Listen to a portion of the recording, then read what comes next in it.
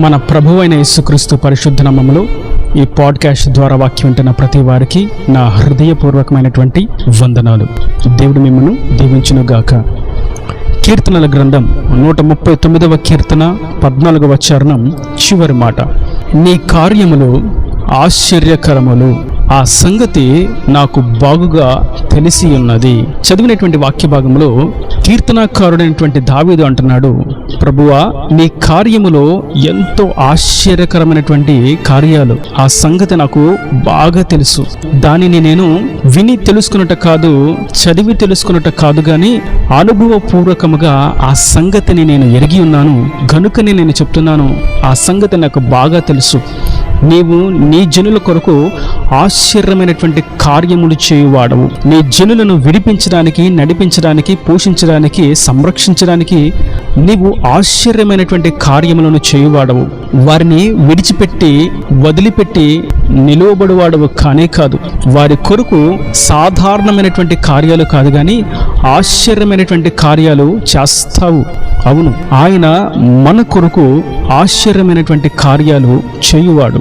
దావీదు ఈ మాట చెప్పడంలో తాను కలిగి ఉన్నటువంటి స్వీయ అనుభవం ఏమై ఉన్నది, దేని విషయంలో ప్రభు ఆశ్చర్య కార్యములు చేయ శక్తిమంతుడు అని గుర్తించాడు అని మనం చూసినట్లయితే ఎన్నో అనుభవాలు, ఎన్నో విషయాలు దావీదు చరిత్రలో, దావీదు జీవితంలో మనకు కనబడతాయి. అయితే నేటి దినాన్ని మనం ఒక ప్రత్యేకమైనటువంటి విషయాన్ని చూసినట్లయితే అది 140వ కీర్తన 12వ చరణం, బాధింపబడు వారి పక్షమున యెహోవా వ్యాజ్యమాడువాడుననియు దరిద్రులకు ఆయన న్యాయము తీర్చుననియు నేనెరుగుదును.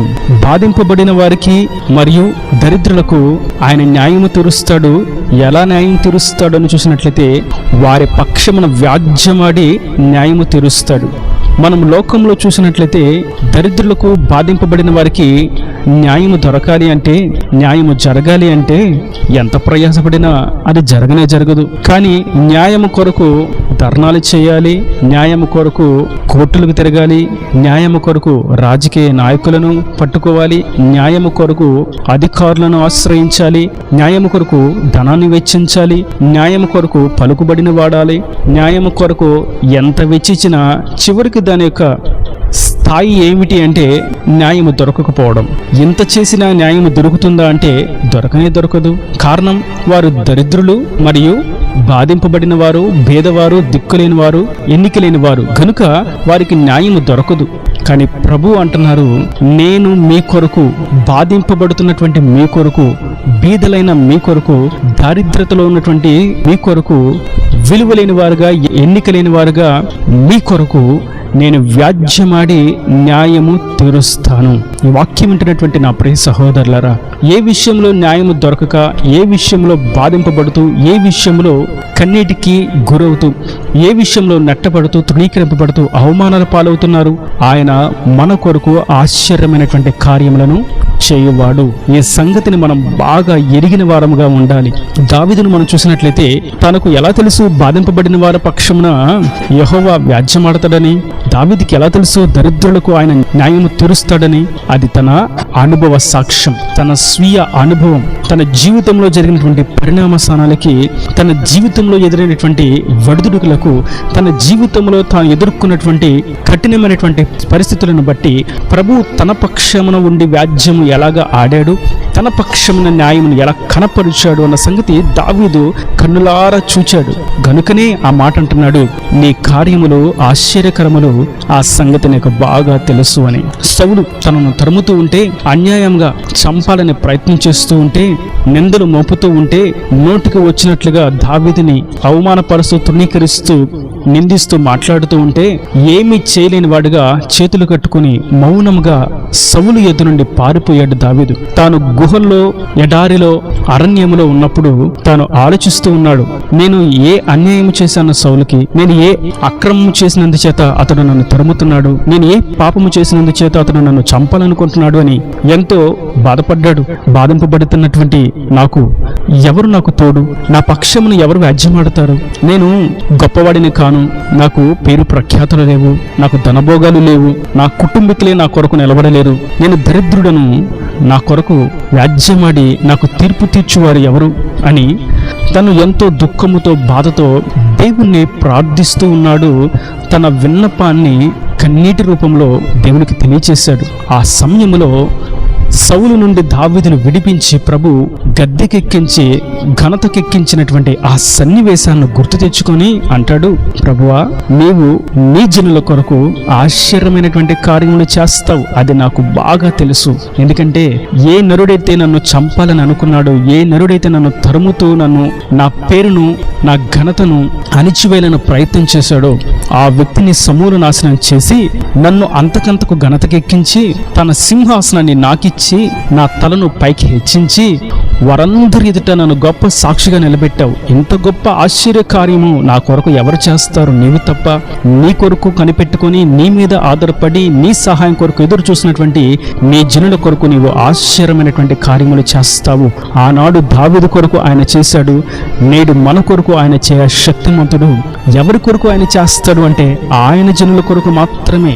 గొల్లియాతు కొరకు కాదు, సౌలు కొరకు కాదు, ఫిలిస్తీన్ల కొరకు కాదు, అన్య జనుల కొరకు కాదు, దేవుని విసర్జించే భక్తిహీనులుగా మార్చబడిన వారికి కాదు, వేషధారణ భక్తి చేస్తున్న వారికి కాదు, శక్తి లేని భక్తిని చేస్తున్న వారు కాదు, దుష్టత్వంలో చిక్కుకున్న వారికి కాదు, దుర్బోధలు చేస్తున్న వారికి కాదు, కానీ ఆయన కొరకు కనిపెట్టుకొని ఆయన మీదే ఆధారపడి ఆయన మార్గములో, నిత్య మార్గంలో, సత్య మార్గంలో, జీవ మార్గంలో కొనసాగుతున్నటువంటి తన వాగ్దాన సంతతి కొరకు ఆయన ఆశ్చర్య కార్యములను చేస్తాడు. ఈ వాక్యం వింటున్నటువంటి నా ప్రియ సహోదరులారా, మీ కొరకు వ్యాజ్యము చేయవారు, మీ కొరకు న్యాయము తీర్చువారు ఎవరు లేరని ఒకవేళ దుఃఖిస్తున్నారా, బాధపడుతున్నారా? దరిద్రతను బట్టి నేను ఈ విషయంలో ఏమీ చేయలేను అని మౌనంగా నిలిచిపోయారా? ప్రభువు అంటున్నారు, బాధింపబడిన వారి కొరకు, బంధింపబడిన వారి కొరకు, దిక్కులేని వారి కొరకు, దరిద్రుల కొరకు, ఎన్నిక లేని వారి కొరకు, నెట్టబడిన వారి కొరకు, తృణీకరింపబడిన వారి కొరకు నేనే వ్యాజ్యమాడి న్యాయము తీరుస్తాను, ఆశ్చర్యమైనటువంటి కార్యములను చేస్తాను. అవును, మన దేవుడు శక్తిమంతుడు. దావీదు కొరకు ఎన్నో ఆశ్చర్యమైనటువంటి కార్యాలను చేశాడు. గొల్లియాతును సైతం ఓడించు శక్తిని దావీదుకు ఇచ్చాడు. దావీదుకు హాని చేసినటువంటి సౌలే తనంతట తాను తన జీవితాన్ని అర్ధాంతరంగా ముగించుకునేలాగా చేశాడు. దావీదు కొరకే దేవుడు ఒక గొప్ప సింహాసనాన్ని సిద్ధపరిచాడు. దావీదు కొరకు దేవుడు గొప్ప అభిషేకాన్ని ఇచ్చాడు. దావీదు కొరకు తన గోత్రాన్ని శాశ్వత కాలం ఉండినట్లుగా దీవించాడు. దావీదు కొరకు దేవుడు ఒక శ్రేష్టమైనటువంటి బహుమానాన్ని సిద్ధపరిచాడు. మన కొరకు కూడా ఆయన ఆశ్చర్యమైనటువంటి కార్యములు చేయవాడు. మన కొరకు ఎవరు లేరు అని మనము దుఃఖించవలసిన, బాధపడవలసినటువంటి అవసరత, అక్కర లేనేలేదు. కారణం, మన కొరకు సిలువలో మరణించినటువంటి ప్రభు మనకు ఉన్నాడు. ఆయన న్యాయము చేయువాడు, ఆయన నీతిగల న్యాయాధిపతి, ఆశ్చర్యమైనటువంటి కార్యములు జరిగించేవాడు. ఈ విషయాన్ని మనం ఆయన సిలువ దర్శనమును చూచి ఎరిగిన వారమై ఉండాలి. అనుభవపూర్వకముగా ఆయన మనలను నడిపించి ఆయన సన్నిధిలో సాక్షులుగా నిలబెడతాడు.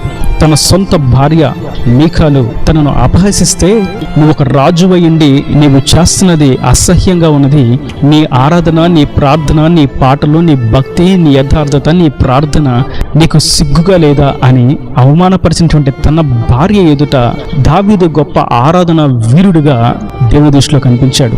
కారణం, దావీదు మీద దేవుడు ఇచ్చినటువంటి అభిషేకం ఆశ్చర్యమైనటువంటి అభిషేకం.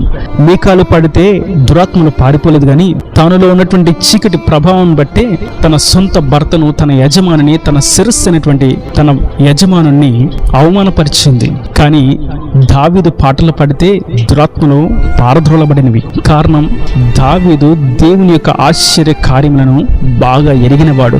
ఆయన శక్తి సంపన్నతలను, ఆయన బల శౌర్య కార్యములను గుర్తించినవాడు. ఆయన జాలిని, ఆయన వాత్సల్యతను, ఆయన దయను, ఆయన ప్రేమను చక్కగా ఎరిగినవాడు. కనుకనే దావీదు పక్షమున దేవుడు వ్యాజ్యమాడాడు. దావీదు పక్షమున న్యాయము తీర్చాడు.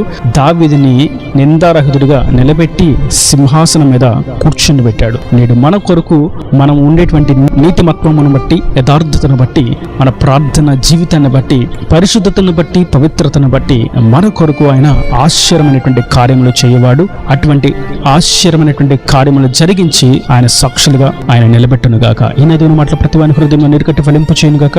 ఆమేన్. God bless you. తలలో వంచి కన్నులు మూసినట్లయితే మీ కొరకు చిన్న ప్రార్థన.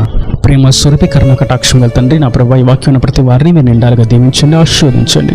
నీ కొరకు కనిపెట్టుకున్న వారికి వారికి, నీ మీద ఆధారపడిన వారికి నీవు చేసేటువంటి కార్యాలు సాధారణమైనటువంటి కార్యాలు కాదు కానీ ఆశ్చర్యమైనటువంటి కార్యాలను చేస్తామని మీరు సెలవిచ్చారు. అది అనుభవపూర్వకంగా మీరు తెలియచేసి మేము సైతం ఎరిగి ఉన్నామని సాక్షులుగా నిలబడినట్లుగా మీరు చేస్తానని మీరు సెలవిచ్చినటువంటి నీ అమూల్యమైనటువంటి వాక్కులను బట్టి నీకు వందనాలు. వాక్యం ప్రతి వారిని మీరు అట్టి విధంగా నిలబెట్టండి, ఆశీర్వదించండి. బాధించబడుతూ దరిద్రులుగా, దిక్కులేని వారుగా, ఎన్నిక లేని వారుగా, బలం లేని వారుగా ఉన్నటువంటి నీ జనుల కొరకు నీవు నిలబడి రాజ్యమాడి న్యాయం తీర్చి సాక్షులుగా నిలబెట్టమని, ఇంకా వారి ప్రతి అవసరం ఒక్కరిని నీ మహిమశలు తీర్చి నీ రాకడ రాజ్యాన్ని సిద్ధపరచమని యేసు పరిశుద్ధ నామమున ప్రార్థించి వేడుకుంటున్నాను తండ్రి. ఆమేన్, ఆమేన్.